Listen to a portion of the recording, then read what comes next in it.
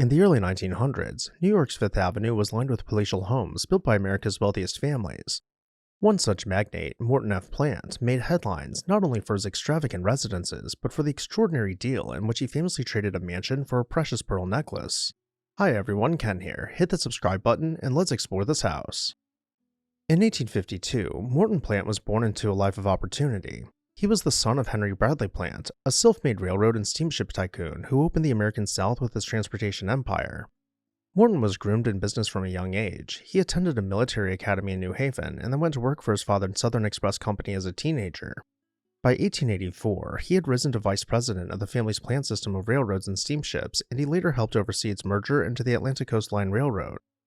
When Henry passed away, Morton inherited an estate estimated at over $30 million, a staggering fortune worth nearly $1.2 billion today. Flushed with wealth, Morton expanded his interests far beyond railroads. He sat on the boards of banks and trust companies, owned a major trolley line, the Shoreline Electric Railway in Connecticut, and even dabbled in media by purchasing newspapers in Boston and New London. A born sportsman, he gained the honorary title Commodore for his passion for yachting, owning a fleet of racing yachts that won international trophies. He also invested in America's favorite pastime, becoming part owner of a Philadelphia baseball club and keeping a New London team afloat. Despite his lavish lifestyle, he shared his fortune with others, pouring money into New London, Connecticut, funding roads, churches, office buildings, and trolley lines to spur the area's development. His immense wealth expressed itself in real estate as much as in business or philanthropy. At the height of the Gilded Age, he commissioned multiple mansions to suit his family's needs. From Manhattan to the Connecticut coast, each residence had its own character and architectural flair, reflective of Plant's taste and the changing trends of the era. Plant's first New York City mansion rose at 653 Fifth Avenue at the corner of East 52nd Street in the heart of what was then a posh residential district. In 1902, he purchased the coveted corner lot from William K. Vanderbilt and hired architect Robert W. Gibson to design a showpiece home. The result, completed in 1905, was a dazzling Italian Renaissance-style palazzo clad in white marble and New Hampshire granite. Morton Plant and his wife Nellie moved into the mansion around 1905, joining an elite neighborhood populated largely by Vanderbilts, Astors, and other society dynasties. For a time, the location seemed ideal, but the character of Midtown Manhattan was rapidly changing. In the decade after the house was built, the upper 40s and 50s of Fifth Avenue saw an influx of commercial development. Luxury retailers, hotels, and clubs encroaching on what had been an exclusive residential enclave. Just a few years after settling in, Plant could see the writing on the wall. Mansions downtown had given way to buildings such as the Waldorf Astoria, and one by one, Plant's millionaire neighbors began fleeing northward to more peaceful pastures. In 1916, he secretly began construction of a new mansion on Fifth Avenue and 86th Street, well above the encroaching commercial zone. In a stroke of serendipity, Morton found an eager buyer for his current house in his own neighborhood, the French jeweler Cartier, which had opened a New York store nearby in 1909. Cartier's president, Pierre Cartier, famously coveted Plant's corner mansion as the ideal location for a U.S. flagship jewelry salon. Meanwhile, Plant's much younger second wife, Maisie, had fallen in love with a luxurious, double-strand natural pearl necklace displayed in Cartier's window. In 1917, a remarkable deal was struck. Legend has it, Cartier traded the $1 million necklace plus a token $100 in cash for the title to the Plant mansion. It was a win-win transaction. Maisie got her coveted pearls, and Cartier obtained the mansion that money alone might not have bought so easily. Even as he established his Manhattan base, Morton invested in an equally extravagant retreat far from the city's bustle. In 1902, he completed Branford House, a sprawling summer mansion on Avery Point in Groton, Connecticut. Plant named the estate after his hometown of Branford and spared no expense in its creation. The project cost an astronomical $3 million, an astounding sum at the time equivalent to over $113 million today.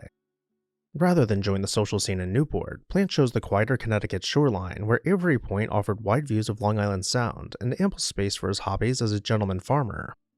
Branford House was a family affair in design. Morton's first wife, Nellie Plant, had studied architecture at the Sorbonne and took a lead role in planning the mansion's look.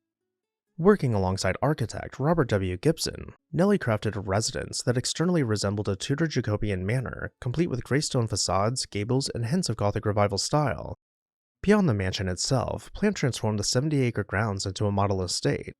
Embracing the role of a country squire, he built extensive farming facilities, gigantic greenhouses for exotic plants, orchards and vegetable gardens, poultry houses, and a 22,000 square foot cow barn to supply fresh dairy. So committed was Plant to maintaining an idyllic environment that he even purchased and demolished a smelly fertilizer factory on a nearby island, replacing it with an orchard for his grandchildren to play in.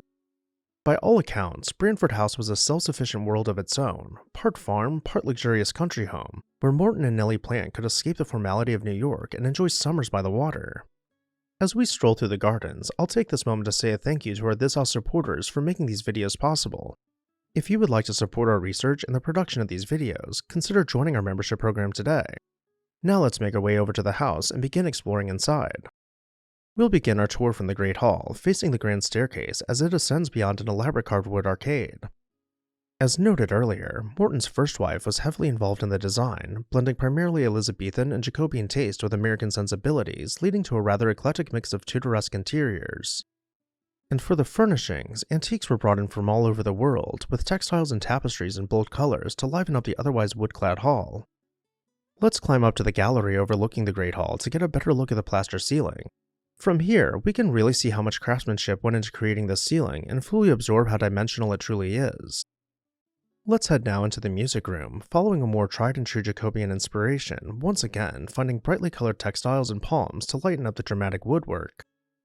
As we head into the dining room, I'll note that the furniture is from the mansion's second life a few decades later, but we'll get to all of that soon enough. For now, let's step out into the solarium, making our way between heavy, rusticated stone arches. This room would have been filled with plants year-round, and weather permitting, the windows could be removed by the staff to transform it into an open-air loggia. We'll come back to Branford House in just a bit, but in the meantime, let's go check in on Morton's new Manhattan mansion. Architect Lowell's creation, completed in 1918, was a 5-story limestone palazzo that stretched 120 feet along 86th Street, its Fifth Avenue frontage measuring 50 feet.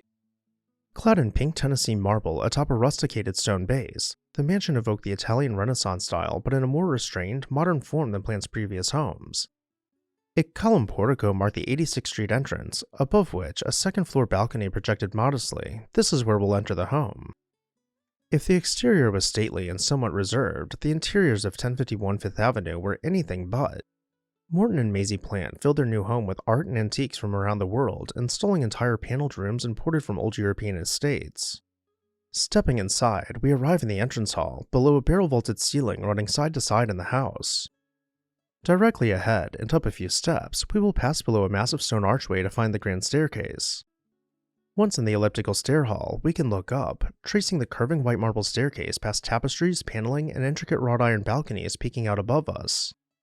The main reception rooms had soaring, 15-foot ceilings on the first floor and an 18-foot high drawing room on the second floor that spanned the full length of the Fifth Avenue side. The dining room featured an antique English fireplace surround, while other rooms boasted French and Italian salvage, a deliberate mix of period settings to impress Plant's guests with a tour of continental luxury. By all accounts, the mansion was a showcase of old-world splendor blended with modern comforts. Not long after the house was completed, Morton passed away in his sleep at the age of 66. The cause was pneumonia, likely a consequence of the influenza pandemic that was ravaging the globe. Plant's widow Maisie, who was 30 years his junior, continued to live in the Fifth Avenue mansion, even later remarrying into the Hayward family. Now, time has not been equally kind to all of Morton Plant's beloved residences. Each of his 3 principal mansions followed a very different fate in the years after Plant and his family were gone. Of course, his first Manhattan mansion went on to become Cartier, and nothing has changed there other than a few modifications to the facade and interior. In contrast, Plant's grand Upper East Side residence no longer exists. By 1959, a 19-story modern apartment building stood on the site. After Morton Plant's passing in 1918, Branford House passed to his son, who had little use for such a vast estate. The property changed hands and eventually was put up for auction in 1939, selling for a mere $55,000. The state of Connecticut soon acquired the estate and in 1941 transferred it to the U.S. Coast Guard to establish a training center during World War II. The once manicured grounds were dramatically altered. Much of the formal gardens and outbuildings were bulldozed to make way for drill fields, barracks, and even a new lighthouse on the point as part of the military facility. After the Coast Guard vacated in the mid-1960s, Branford House seemed in peril, battered by time and hard use. Fortunately, in 1967, the property was turned back over to the state of Connecticut for a very different purpose. It became part of a new regional campus of the University of Connecticut, even though the house itself sat empty and mostly unused for decades following the transfer. Finally, in the late 1990s, Hugh Kahn undertook a major restoration of Branford House, and by 2001, the mansion had been faithfully renovated. Today, this former plant residence has a new life as an event venue and community space. And with that, I'll turn it over to you. Which of Morton Plant's many mansions was your favorite? Let me know down below in the comments section. And while you're there, make sure you're subscribed so you never miss an exciting episode of This House.